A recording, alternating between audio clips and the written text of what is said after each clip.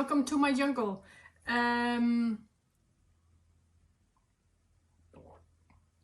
Cheers. I'm here today to talk about projects that have been going on and what's coming. This is going to be one of those little boring. I'm hoping in the future to make small ones, short ones, small videos about stupid things, about books I've been reading, about games I've been playing, about little things in games I used to play, something, you know, I have ideas. But this is not going to be that. Instead, I want to talk about Dreamland. Dreamland is an anthology. This is the cover. I will show you here somewhere.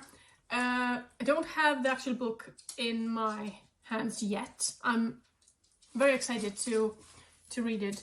And I'm so happy to have found a place for this place for the story, which is I'm really excited about. It's one of my top 5 favorite stories I've written.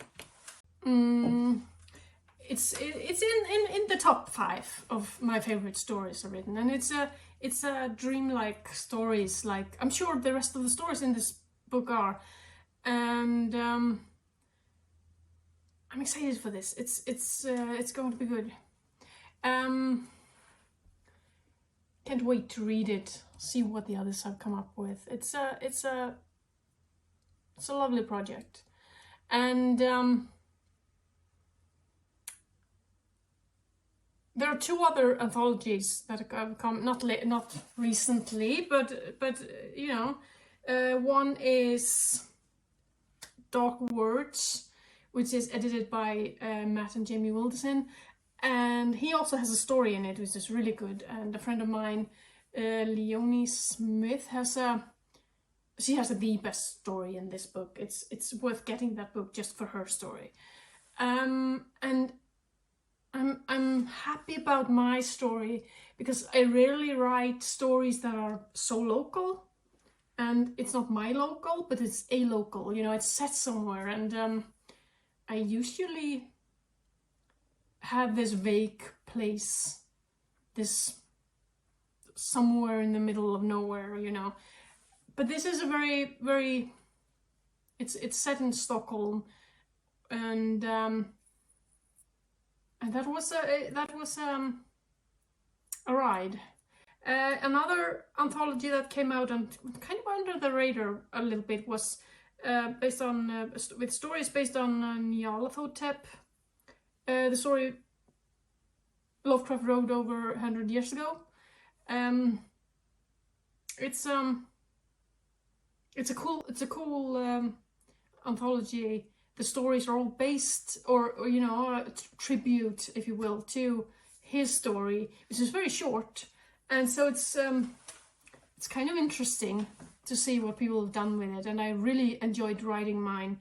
It popped out of me, and I like doing that. It was really an experience, and playing in Lovecraft's sandbox. That's fun. I mean, despite all, that's fun. Now, I've been working on a short story collection that I'm hoping to publish this fall soon. It's called Seafood and Cocktails, and its undertitle is the Zodiac Collection. It's a set of 12 stories. Each story is based on a sign in the zodiac. I wrote this first for my Patreon account, wrote 1 story a day for 12 days, and this is what came out basically. Now I'm revising it and I'm playing with it, and I'm currently going through my beta readers notes and making some very needed changes, but I'm hoping to get it out soon. There is then the Tarot Tarot, but I'm going to write 1 story for each card, and I'm going to pick a card from my Lovecraft inspired deck I have, and write 1 story for each card maybe based a little bit on the descriptions of the cards, you know, they're supposed to mean something, or whatever comes to mind. One story, 78 cards. It's a lot of stories, and I was shooting for 3 stories a week. Might be overdoing a little with everything else going on, but at least 1 story a week, that's a minimum. And then we have a lot of stories to write, which is going to be a lot of fun. And my Patreon. I love my Patreons. They're what makes this tick.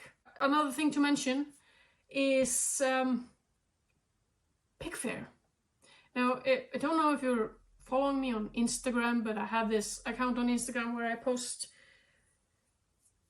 landscapes, pictures of things. I edit, they're odd. And I've often been asked, do you have somewhere where I can get your pictures? And I've never had that. I've never thought it. They're just doodles, you know. They're just things I do with my phone when I'm bored or anxious, or when I need to be inspired a little. And but I take a lot of photographs and I make a lot of edits. And I've put up a few of them on Pickfair. I'll give you all the links in the description and here somewhere. And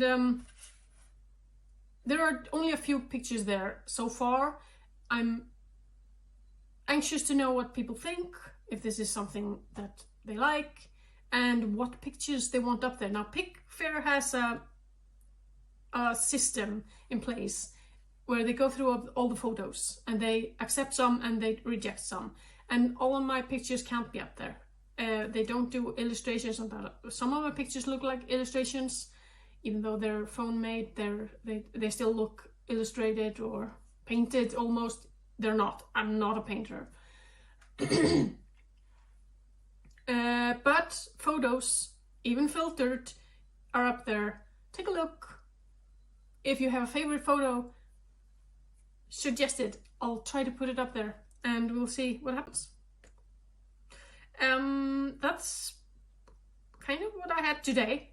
Now, the idea, like I said before, I think, was to make a few of these. Make them more often. It doesn't have to be this big thing. I'll make a video of what I read last week. Something like that. It's going to be short and easy and fun, hopefully. And if you have suggestions about anything you would like me to talk about, please shoot me a line down in the comments or anywhere else. I'm on the social networks mostly as Eglo. Twitter is good. Thank you for listening to me today.